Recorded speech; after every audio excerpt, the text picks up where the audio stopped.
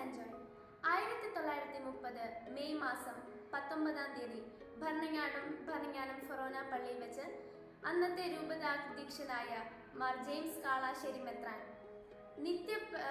നിത്യമണവാളനായ ഈശോയെ സ്വീകരിക്കുന്നതിന് അൽഫോൻസായ്ക്കും മറ്റ് 7 കന്യകകൾക്കും സഭാവസ്ത്രം നൽകി.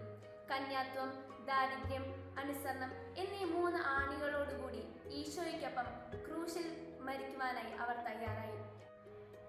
അവളുടെ കന്യകാലയ ജീവിതത്തിൽ അവൾക്കെതിരായി ഉയർന്നു വന്ന വിമർശനങ്ങളും തെറ്റിദ്ധാരണകളും രോഗത്താലുണ്ടായ വേദനകളും അവൾ ഈശോയ്ക്ക് സമർപ്പിച്ചു. അവിടുത്തോടുള്ള സ്നേഹത്തിന്റെ മാറ്റ് കൂട്ടുന്നതിനുള്ള ഉപാധിയാക്കിയാണ് അൽഫോൻസാമ്മ ജീവിച്ചിരുന്നത്. പ്രിയ കൂട്ടുകാരെ, നമുക്കും അൽഫോൻസാമ്മയെ പോലെ ദൈവഹിതം അനുസരിച്ച് മറ്റുള്ളവർക്ക് നമ്മുടെ ജീവിതം മാതൃകയാക്കി